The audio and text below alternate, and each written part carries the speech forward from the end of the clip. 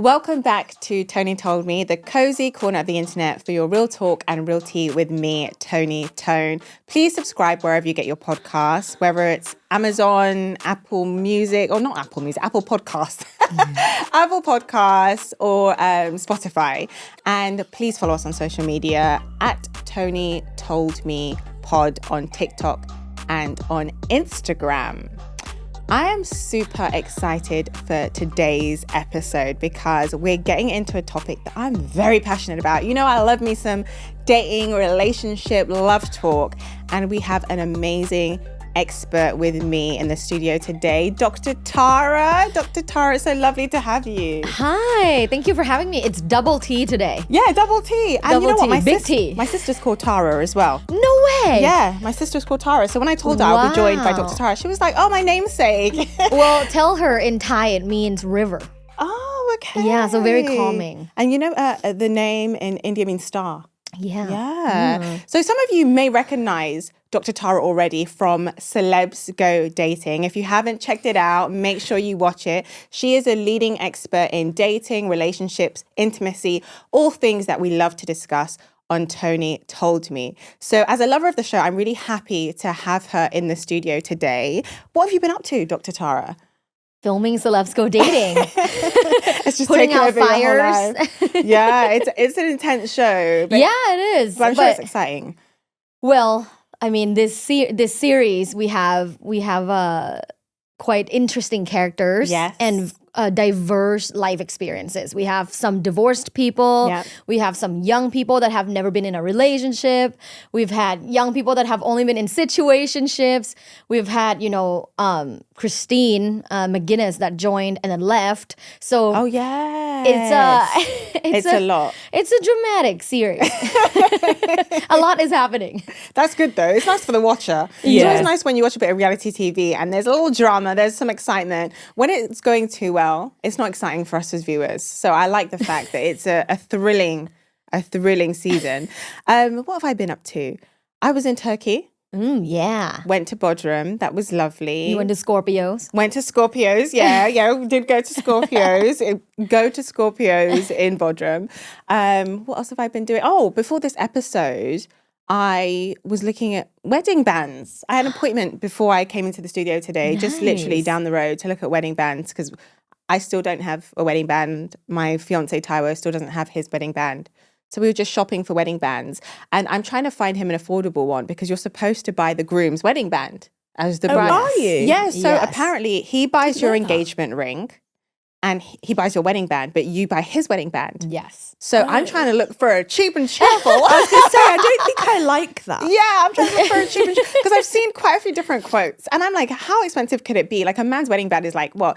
Gold and that's it. No diamonds. I don't need anything snazzy. I have like friends, guy friends who are married and they have like a black diamond wedding band. I'm like, clearly your wife is earning way more than I'm earning because I'm not buying my man a black diamond wedding band. I'm just trying to look for humble gold and I'm being quoted like 2K one place, 3K one place, 600 another place. Babe, you're getting the 600. You're going to keep it very real. Times are hard out here. So yeah, I was just shopping for wedding bands. But yeah, that was pretty much me. Nothing too exciting. 600 is a good price. Oh my God, 2K is insane. Very good. Yeah, because it's like that's humble, not even market price. Thank you. Yeah. It's like humble, like 18, 14. Some people even do 9 karat gold.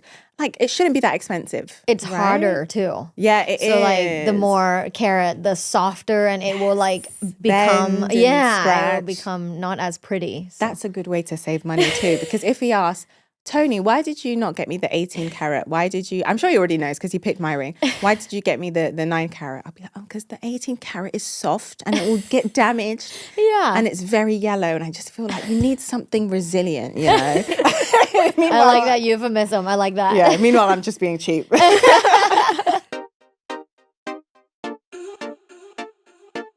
So we always like to start the show off with some dilemmas.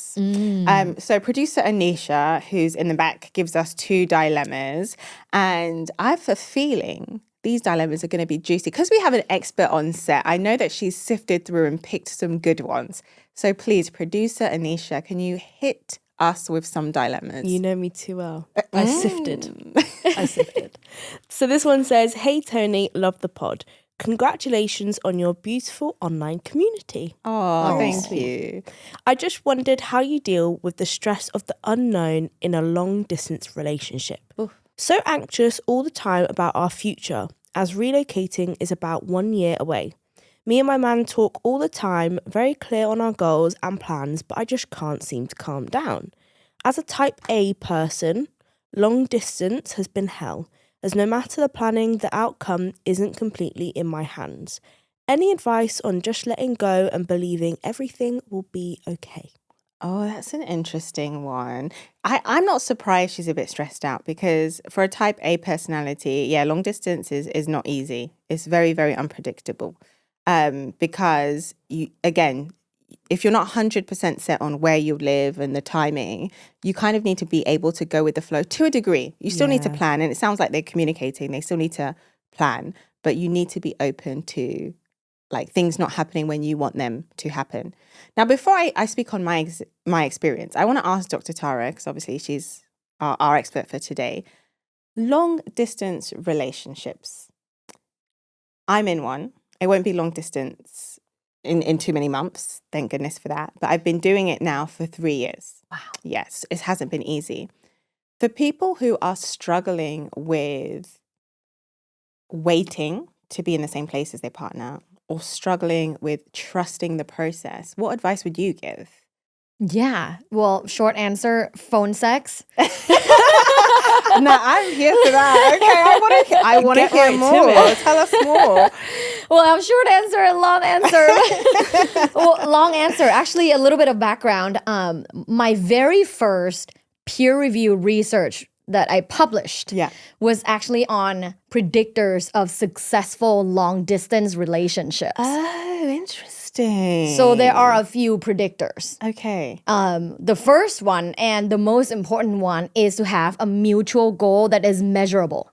Okay. So for example, we will live together in 6 months, or we will see each other once a month, or we will, like, there is an end goal. Like, as long as there's mutual goal that is something like measurable, not just like, I want to feel good. Yes. Right? Like something that's measurable, then people feel less anxious because anxiety naturally comes from uncertainty. Yes. The more certainty you have about things like goals and timing and what we both want and expectations and communication and intimacy, then the less anxious you feel. That's so true because this isn't my first long distance relationship, but the anxiety I had in my past one versus this one was significant. And one thing we didn't have in my old one was that measurable goal. I had loads of measurable goals that we agreed in this relationship. But in my past one, I felt like I was in limbo and I was always anxious. So that's great advice. That's not a good feeling. Like whenever you ever feel like you're in a limbo, that's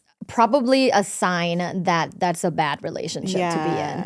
So yeah, that's the number one predictor. And for the listener, I think it's really good to think and audit your relationship for the past 6 months, however long the relationship is. Like for the last 6 months or 1 year, like how has it been? Yeah. Did you guys establish mutual goals? Are they measurable goals? So that's the first one. The second one is to communication expectations. Okay. So you can't just like wait around for someone to call you or text you. Tell them exactly how much you need and how much you want. I see producer Anisha nodding in the background. Yeah, like, yep. You got to teach each other how to interact with one another. Yeah. We're all so different as human beings. You know, one person may say, if you text me 5 times a day, that annoys me. Some people say, if you don't text me 5 times a day, it makes me feel like you don't miss me. So you have to communicate the expectations that you have as an individual. Do you have communication expectations? We do. And I've spoken about this on the pod previously in that I'm not someone who historically is a big phone call person. I have become much more of a phone call person because of my partner. And also my best friend contributed to this. He made it very clear he loves having chats with me, daily chats with me on the phone. When that was established, I said, you know what? I'm willing to compromise and meet you there because I feel like your communication style would do more benefit to our relationship than my communication style. So Which is what? Which is like texting? Yeah, I'm very kind of like not out of sight, out of mind, but I'm a big on texting. I'm a writer as well, so I write a lot. And also I kind of like when I remember, I get back to people, and that's not always the best for maintaining or growing relationships. And I had to get used to obviously talking on the phone. And I also had to get used to initiating phone calls. Even to this day, one gripe he has is he feels like he's always calling me and I'm not calling him. So now I have to be like, okay, remember to call him. I might even put an alarm on my phone. Call your fiance, because I'm very in my own head. I just get on with my day and I'm like, I'll speak to him when I speak to him. But some people, they want to feel like they're considered. So I have to make the effort. So I agree with you. If we never had that discussion, there could have been a lot of turmoil in our relationship. A lot of resentment. Yes, there could have been. So I totally agree with that. Yes. Totally agree with that. And then the third predictor is phone sex. Okay, yeah, this is the one I want to hear. How does phone sex come into play when we talk about long distance relationships? Yes. So when we think of long distance relationship, the part that people tend to struggle is the lack of intimacy, particularly sexual intimacy or physical intimacy. It's hard to build that sort of sexual anticipation, especially when the long distance duration is very long. So if it was just like, okay, we're long distance, but we're gonna see each other once a month. Yeah. Then that's fine. Then you can sort of build this like sexual anticipation for when you see each other. However, there are people that are long distance and don't see each other for a long time, like 6 months or a year. Then that can be harder. And that's why prioritizing intimacy over computer-mediated communication, like digital, is extremely important and is one of the predictors of successful long-distance relationship. And whether it's, it can be as racy as one wants to get, right? Like it can be just sexting, sexting one another throughout the day, or like send a surprise photo, or it can be full on, be on FaceTime or Zoom together and like masturbate. Yeah. Oh, interesting. I'm here so there for are it. levels to it. Yeah. That's what I'm hearing. What level are you at? I won't go into the level I'm at. I'll keep it very peaceful because I know my mother listens to this podcast. So I'm not going to go into the level I'm at. Well, she likes to text, so we know where she's at. There are levels. But I think the advice you shared is fantastic. And I think you've pretty much hit the nail on the head. Like when it comes to this dilemma, communicate how you are feeling. Try and build that emotional intimacy with your partner however you can. And also consider the timelines you've discussed. If he's shared a timeline with you, you're in agreement, focus on that. Rather than worry about, potential negative what ifs. What if we don't get there? What if we break up? What if this doesn't happen by this date? If that has been agreed, then be positive and stick to reminding yourself of that timeline. I think that's fabulous advice. Thank you, Dr. Tara. Producer Nisha, we have dilemma number 2. We do indeed. This one says, hello, Toni and producer Nisha. Hello. So I have a dilemma. I've been talking to this guy for about 8 months now. The first 3 months were great. But since the last time I saw him in person 5 months ago, things haven't been so great. He doesn't call or pick up my calls like he used to in the beginning. We live in different states in brackets. And he won't even make solid plans to visit. I made plans once to visit him, but he made me cancel my flight because he had a concert he was going to and said we wouldn't have enough time to spend with each other. I was petty and mailed him back his things that he got me because he wasn't taking me seriously. When I told him that I prefer FaceTime calls occasionally, in addition to the texting, am I being too forward, or does it seem like he's just stringing me along because whenever I try to talk to him about the future of where this is going, he deflects, but doesn't want me to talk about walking away from him? It's been 8 months and we're not even exclusively talking or even dating. Have I just been wasting my time here? I really love your podcast. Well, thank you. They're not even exclusively dating. Yeah, that's... Oh, wow. Girl, okay. Please, no. Girl. Yeah, because I'm not going to lie. Michael Jackson could resurrect and come back from the dead and hold a concert, and my man will still pick seeing me over going to that concert if it was a choice of the two things, Shout right? out to Taiwo because my exes would be like, Anisha who? But like, which concert is big enough that someone that you claim to be into... you know what? Let's go to the expert, Dr. Tara. I have so many thoughts running through my mind right now. What are your thoughts in relation to this specific dilemma? Leave him. Oh, straight to the point. I love Leave him. this. Absolutely not. Like, this is not a relationship. It won't be a relationship. When a man loves you or is at least interested in you, they make some sort of effort. This is even lower than bare minimum. So definitely leave him and like move on. There are men out there that will meet you and treat you like the girl of his dreams. So this person is not worth the time or effort or any more energy, really. I would go so far to say that she doesn't even need to see him again. Just like text a closure and that's it, done. Get on Hinge, girl. Oh, Hinge I'm is popping. that.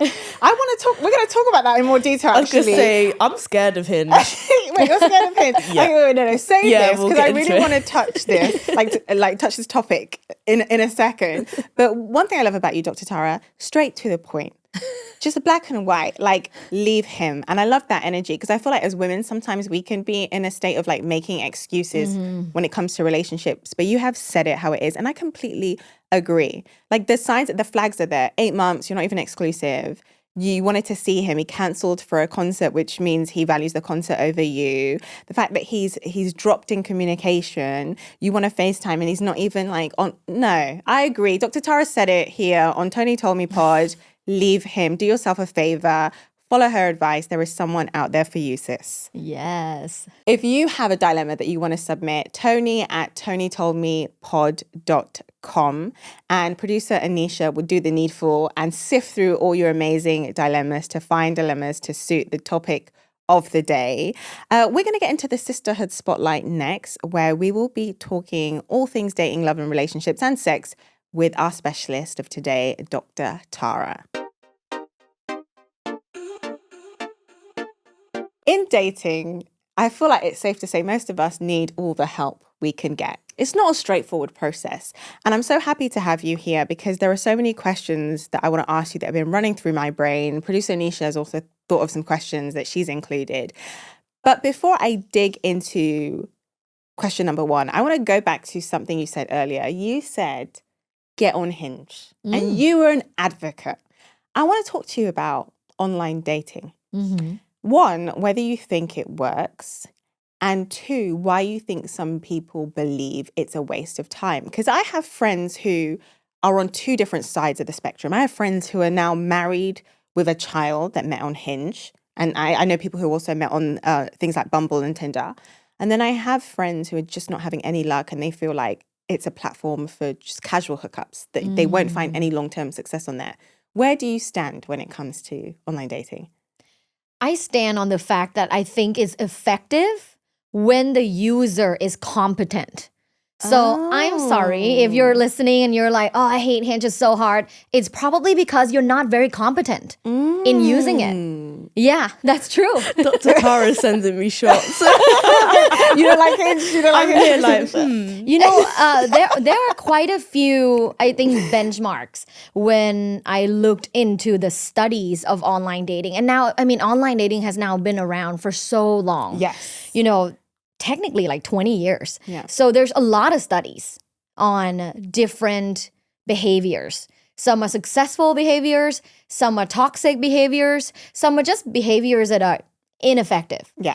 And I noticed that a lot of my clients or my students that say they're exhausted from online dating or being on Hinge, I noticed that they have specific behaviors that are not good for them, that they inflicted upon themselves. Really? What are some of these behaviors?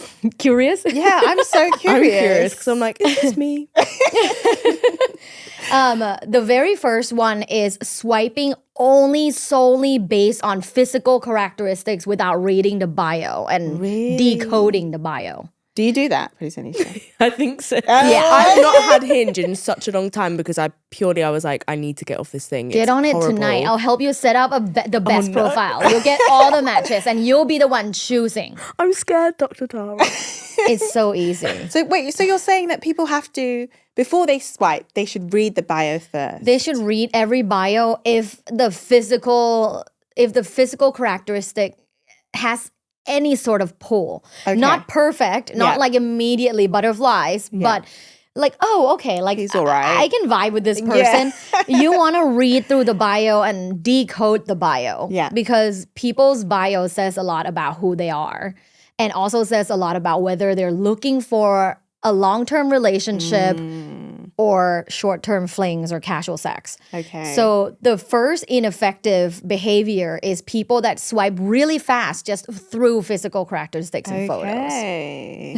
I feel like that's how, I just assume that's how men use Hinge. Yeah. Or dating apps in general. Like just, 100%. she's hot.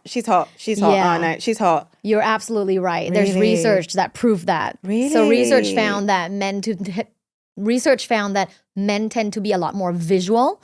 So they just base it solely off of visual cues. Okay. And also, men is a quantitative, men species.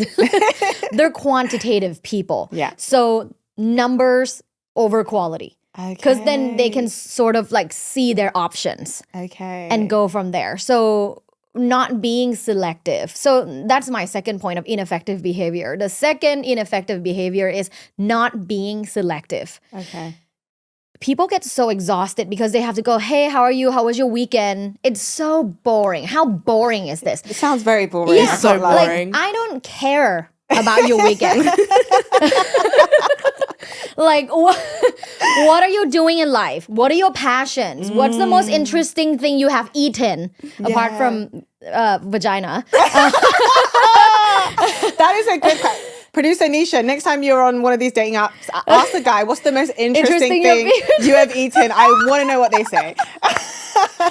Yeah, say something interesting. But you know, I get it. I get why people are exhausted because they are using it with the lack of competence. Okay. So therefore, they're not very successful. Yeah. So yeah, like being more selective, having fewer people at a time, but engaging in a more mindful conversation. Oh, So you really okay. know who they are, what they do, what drives them, why they wake up in the morning, what are their aspirations. Once you get to know those important things, you can already tell through texting whether you want to meet this person in real life. And if you don't want to meet this person in real life, don't be polite. Just unmatch them. Yeah. Like unmatch them. This is a part of online dating. Don't feel like you have to be the people pleaser and talk to this random ass stranger. Yeah. You know But what? a lot of women I talk to are like, oh, I have like 30 people on my list. I'm like, why? Like, well, I don't want them to feel bad. I'm like, they don't feel bad. They enter the game. They know how the game works. Yeah. And if they don't have thick enough skin and they get offended, like you'll never see them again. Who cares? Yeah, exactly. So I think in the online dating game, just like talk about important things first.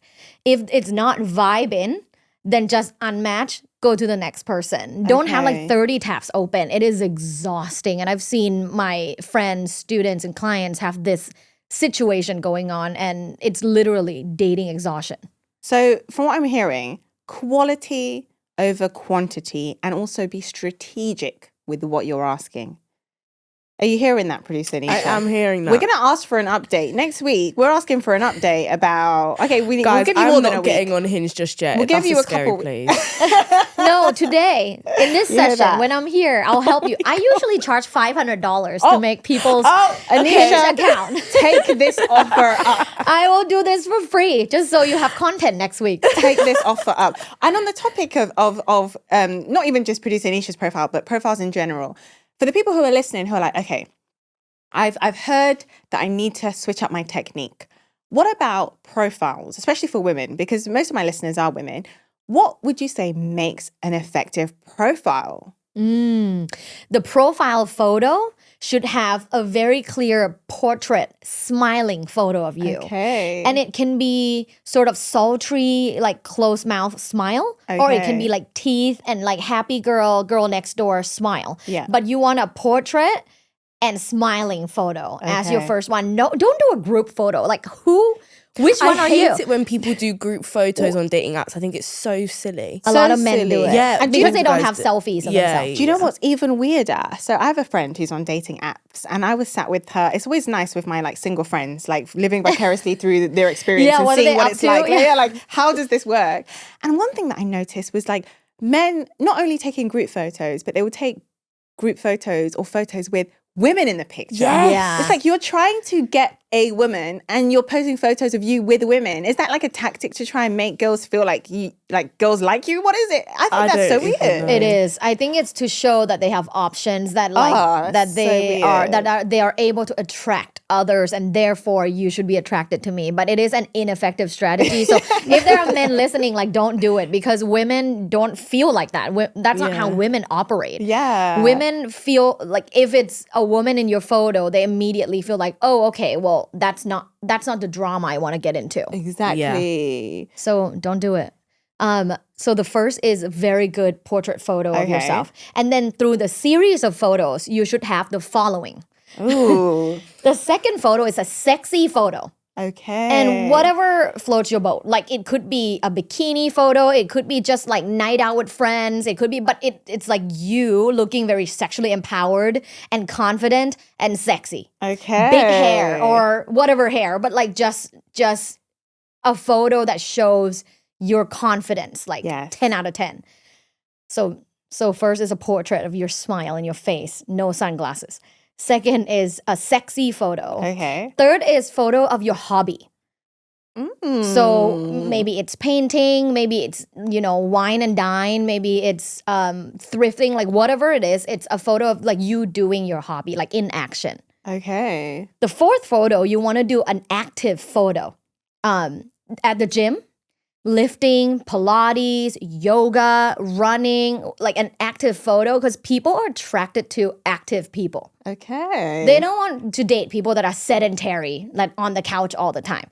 They want cues, visual cues that show that you have an active lifestyle. How interesting. So you want an active wear photo, even if it's like athleisure, even if it's just you getting matcha you in your Lululemon. Like just wear athleisure and take a photo. And then lastly, if you have pets, people love animals. Then I would do pets. And this works for men as well. Oh, yeah, that's true, because my friend who's on Hinge, when she sees a guy, she has a dog. She has a little mini poodle. And when she sees a guy in a picture with a dog, she's like, oh my God, how cute. Yeah, not gonna lie, if I see a cat, that's like a tick. Okay, so we have You the like intel. men with cats? Yeah, I love cats. That's interesting. Yeah. Oh, no, please psychoanalyze her right now, because that's interesting. That tells me there's something about that you find interesting on like a scientific or psychological level. Is it common for women to not like men with cats? Are cats associated with femininity or something? Or cats are more associated to femininity. Okay. And like sort of darker energy. And then dogs are more associated with masculinity and more like brighter, positive energy. I mean, I love cats too, but like it's interesting that you were like, ooh, like men with cats. Like I'm into that. Because that's a very specific, to me, like attraction point that I don't hear often. Okay. Well, I've never been with anyone who has a cat. So I don't know Maybe that's what's missing. Yeah. So get on Hinge and only match with people with cats.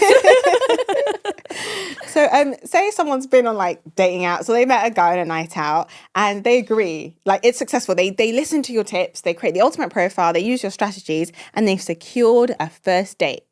In your opinion, how ideally should a first date pan out? Well, we live in a modern world where courting is not the same. Oh, so yeah, it's not. I know. Such a shame. Are I you wish quite it like a was. traditional girl? You like someone to court you? Yes, I do. Yeah. And I was courted, and I love that for me. But I feel like a lot of my friends didn't have that experience. No, it's not common.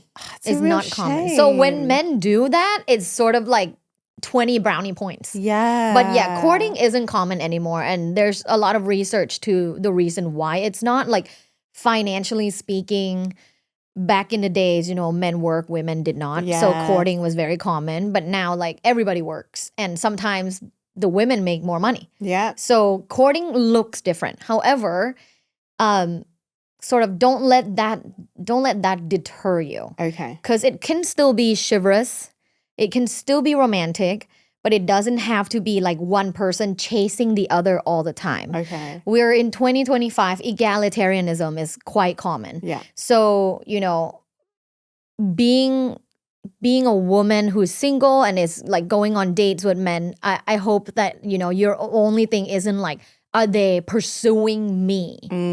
Because it should be reciprocal. Yes. Like you should also show interest. You should also say like, thank you and you appreciate it. You should also give them compliments. I agree. Yes. Yeah. I think the best thing you can do on a date if you want more courtship is to make men feel masculine. Is to never emasculate men and always like lift them up and make them feel successful, feel masculine, feel like they can do anything. Yes. Give them a lot of compliments and then they'll be courting you. It's quite easy. Oh, so work the system, ladies. But on the first date, it's sort of like, let's get drinks, right? Yeah. Which is like low stake. Yeah. In London, I don't think people pick up each other, right? But in LA, people drive. Yeah. So like sometimes they'll drive to come pick you up. But I think in London, you just take the tube. Yeah, and just meet people to there. meet at the bar, which I think is totally fine. But when you meet up, I think, advice for all men out there, if it's just drinks, like just pay for it. Yeah. Just freaking pay for it. Like it's not like, finances and stuff. It can be negotiated later. But first date and first impression means everything. So if men are listening or if the women that are sisters or friend, like tell them, just pay for it. So it's interesting hearing you say first date should be quite low stake. And generally, I actually agree with that because I feel like you don't actually know for certain this is someone that you want to spend time with, right? So when it's super intense, that can be intimidating, particularly if you don't like them, right? What would you say to the women? Because I have heard women say that, first date, a guy needs to like pick me up and I want a $300 steak dinner. Yeah, flowers, $300 steak dinner, especially like on the US social media space. I think that's trickling into the UK now. But I see a lot of discussion about whether a simple, quote unquote, simple date is effective, like drinks, like going to a museum, like a picnic. And from what I gather, you think that it's perfectly fine for a low stake, lighthearted date. First date, yeah. Yeah. Oh, yeah. But I mean, like, hopefully, a couple dates in, he's planning dinner and something exciting and romantic and more high effort because through relationship escalation theory. Relationship escalation theory. Oh, okay. Yeah. I'm interested to hear about this. So through relationship escalation theory, from the very beginning, the first date, through to sense of commitment, there needs to be escalation. So if it's like, let's go get a glass of wine every single time, there's no escalation. Yes. So leave this person. Yeah. There's no escalation. They're not putting in effort. There's no need to stay if you want to escalate. So it's important to escalate it to the next step. So like first date, it could be let's grab a glass of wine. The second date, like let's have a little bit more planning, right? Like let's go to the museum and then get lunch and then, do whatever. Third date, like let's go to the theater. Let's go see something fun. Fourth date, like maybe we can do a quick day trip somewhere, the Cotswolds. Oh, the Cotswolds, yeah. Yeah, Shout out or to the beach. Yeah. But there needs to be escalation in order for the relationship to not stagnate. And that's what people don't understand. Is they're on these dating apps and they chat. They're like pen pals. They just talk and talk and talk and there's no escalation. No wonder you're exhausted, babe. Yeah. I want to ask you a question. I have a I'm not going to put all her business out here, but I have a girlfriend who's dating a guy and they have not had their first date yet because they're in two different places. Eventually they're going to be in the same place and they've organized like to meet up, and he wants to take her on a vacation as the first kind of, I guess you'd call it first date, but like first together experience. And that's intense. Yeah, I'm listening to your like relationship evolution theory, and I'm thinking, wait, if you start with that, surely it's only down from there, because where do you go for no, but not like in a bad way. But I'm like, how do you top that? Going to the Maldives for the second date, like how do you top that? So what would you say to someone who is talking to a guy and the guy's like, let's go away for our first date? I would say go grab a drink. Yeah.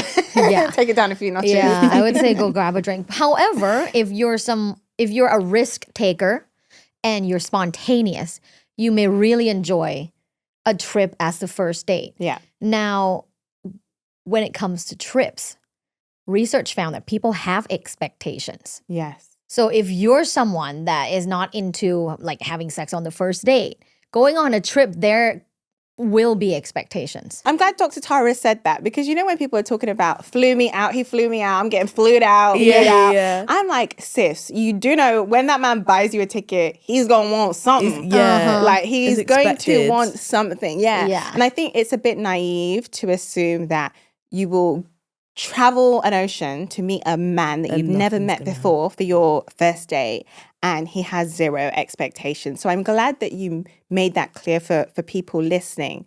Understand that often men especially have expectations. And if you do something that intense on the first date, you will have to deal with navigating that expectation. And obviously consent is incredibly important. Never ever feel like you owe someone something because they've done something extravagant for you. And I do think sometimes men will do something extravagant because they feel like, oh, she's going to feel indebted to me. And she's going to give me what I want.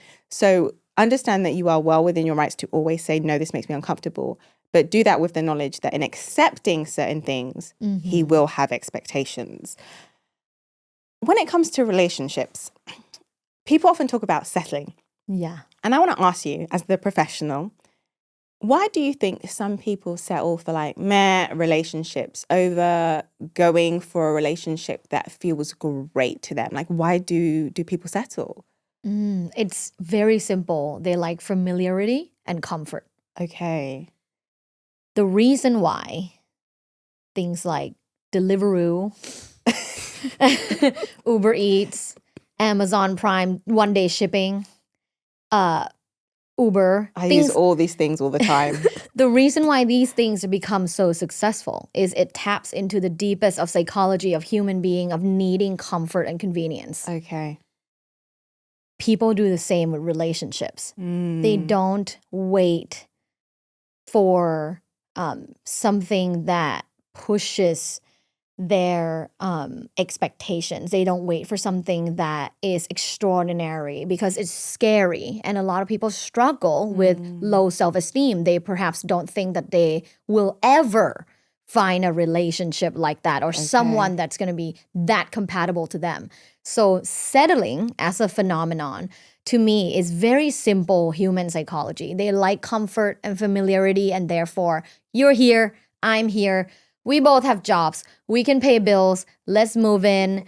Let's just do this. Yeah. It's almost like having a roommate. And you know, that is an epidemic. Yeah. It's an epidemic, sometimes I say. It's an epidemic bigger than COVID because there's so many dissatisfied married or long-term relationship couples. Yes. So many of them that divorce rate is 50%. 50%. That's half the people in this room. There's 4 of us. So if 2 of us are divorced, I'm one of them. I'm on my second husband. So I'm on my, like Elizabeth Taylor. I love that you work, you have a transatlantic way of working. So you work in the UK and you work in the US. You're a global expert as far as I'm concerned. But as someone who is British, dating someone who is an American citizen, I often have conversations about UK v US dating. And I want to ask you, what are some of the differences that you notice between people in the UK and US when it comes to how they approach dating? Wow. I mean, there are so many points. I think it's hard to say UK versus US because US alone is huge. Yeah, that's very true. Someone in Texas dates very differently from someone in New York or Los Angeles. Yeah, very different. Like someone in Missouri or Alabama will date different from LA, the LA bros in the hills. So I'm from LA. So I can say that in LA, dating is very casual. There are a lot of people hooking up, Like hookup culture is very common and normal. Like it's been normalized. It's not something taboo or bad. Like as long as people are mindful about what they know what they're doing and they want to do it. Yeah. So that's LA culture. Okay. Yeah. When it comes to courting, I would say there's a little bit more romance in the British way of thinking. Really? Yeah, a little bit more romance. And I think it's due to like originally more towards like Latin culture. Okay. And like the like historically like the Roman style of, you know, it's although it's thousands of years, it's sort of within the culture to romanticize certain things. Okay. So I have observed British people to be more romantic than Americans. Interesting. See, I would have thought it was the other way around. Because of all the Hollywood movies? I would have thought it was the other way around maybe. too. And stiff upper lip in the UK, I would assume that we're just very like, like not boring, but We're a bit stush. yeah, I feel like we're the least spicy Europeans. Like when you look at Europe Definitely as a whole, not spicy. Yeah. So British Okay. people are not spicy. Okay. Fair enough. Yeah, like if you date like French or Portuguese or like spicy. But no, British people are not spicy, but they are more romantic in terms of like if you think of the quintessential like Hugh Grant. Like, okay. you know, that Right. style of like slow dating, right? Like Yeah. slow, like let's talk, let's walk by the water, let's like things like that. Versus in LA, what I've observed is it's a lot more quick. It's quick and like Okay. let's go to bed. Oh, okay. Yeah. Got you. That's fair. And it's not right or wrong, it's just different. Speaking of let's go to bed, right?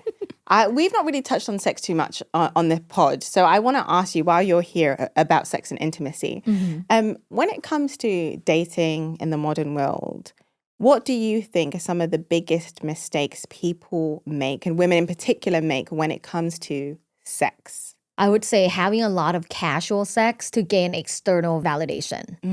Because, I mean, there are men and women that do it, but there are many women I know Yes. that have a lot of casual sex in order to gain external validation. Wow. And they don't understand that the more sex they have in order to get validation, the less self-esteem they'll feel. Yes. Because after each sexual interaction and the other person leaves, that is sort of like a ding to your self-esteem, literally. Like if the self-esteem is like a bottle of water, every time you have sex with someone and they leave you, whether they ghost you or they talk to you less or they unmatch you or whatever, like it doesn't escalate. You immediately have a ding in your self-esteem. Okay. Because you're like, what's wrong with me? Yeah. Right? So I'm not against casual sex. I love casual sex. I've had a ton of casual sex. I've had countless lovers. Pro casual sex. But at the same the time, reason why you got to do it from an Yeah. empowering space. Like I know what I'm doing. I know I'm going to get pleasure because a lot of women having casual sex, they're not even coming. Yeah, yeah. You know, it's they're there to just gain validation. Yeah, there is a massive orgasm gap. Huge. I love that you said that, especially in casual sex. Wow. Yeah, men always come. Women come 60% of the time.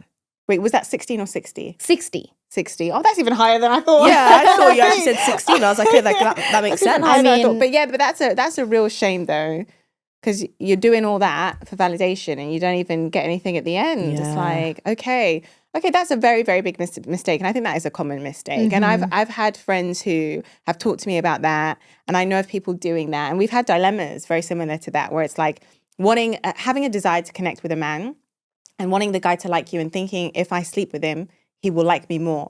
When in reality, it's not that simple, is it? It's not. And on the topic of things people miss, what would you say are some red flags that are often treated as if they're not a big deal, but actually have a significant impact in the relationship? Actually, let's not say red, because I feel like when it's red, it is a big deal. But amber flags that you think people often overlook, but in your opinion, it shouldn't be overlooked. Ooh, so many things came to my mind. Like the first thing is the lack of reciprocity in communication. If you're the one initiating conversations all the time, like they're not that interested. Okay. That's an amber flag. okay. Secondly, I would say if they're stingy. Like watch how they treat money. Yeah, like I'm glad you said this. Yeah. Let's get into this. So talk to us. Like, why is being stingy in dating an amber flag? well, because there's two different ways to think about money, right? You can be someone who is more mindful in spending and prefers saving in order to sort of create a better future, right? So there's that mindful spending, so you're not frivolous, which is fine. But then there's also stingy, like people that don't have like an abundance mindset when it comes to finances. They think that their finances are very limited and there's no way in the future that they can grow.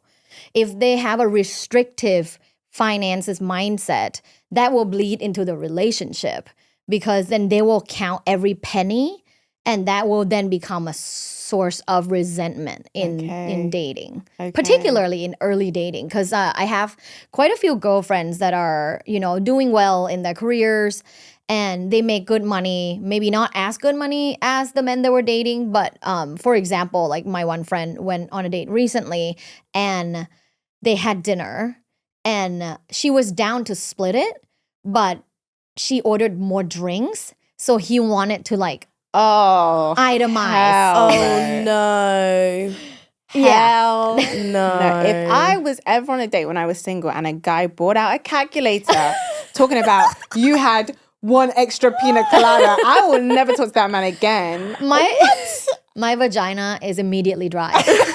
Literally. Like if you say less itemized, split is already generous, because this is the first date, and they didn't even go to like Michelin star. They just went to like a pub. Wow. No, that is ridiculous. Right, like, I'm sorry.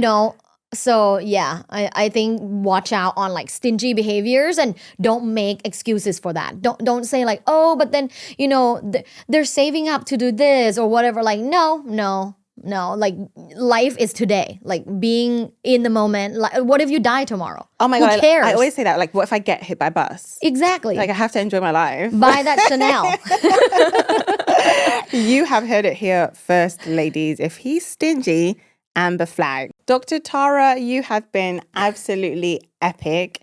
You are amazing at what you do. We love you on Celebs Go Dating, and it's such a privilege to have you on the podcast and to hear from you directly, your wisdom. I know that so many of our listeners are going to go away. They're going to change their dating profile. Yeah. They're going to go into their DMs and delete all those unmatched with all these guys. They're going to change how they approach like first dates. I know that you have saved so many listeners when it comes to like dating and relationships. So we appreciate that.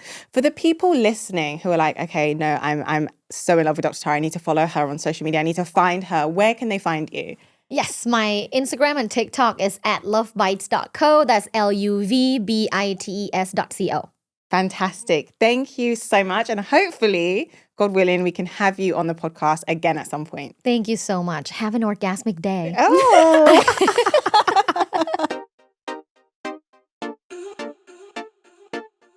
So that's all from me, guys. Make sure you follow us on YouTube, on Instagram, on TikTok at Toni Told Me Pod, and please subscribe wherever you get your podcast. This episode has been absolutely fantastic. And as always, I always love to leave you with positive words to take away. I would say, listening to Dr. Tara, one thing that stands out to me is women unapologetically asserting their wants, right? And the reason why I use the word unapologetically is because Dr. Tara made reference to like, if you're not interested in a guy, just unmatch with him. If something is icking you out, just say it. If you're bothered by communication style, communicate that. Like, it's very clear that a big part of dating effectively is expressing your wants, expressing your dislikes, just expressing yourself, period. And I think for a lot of women, we tend to be very accommodating. We can be people pleasers, and sometimes we audition for people's affection.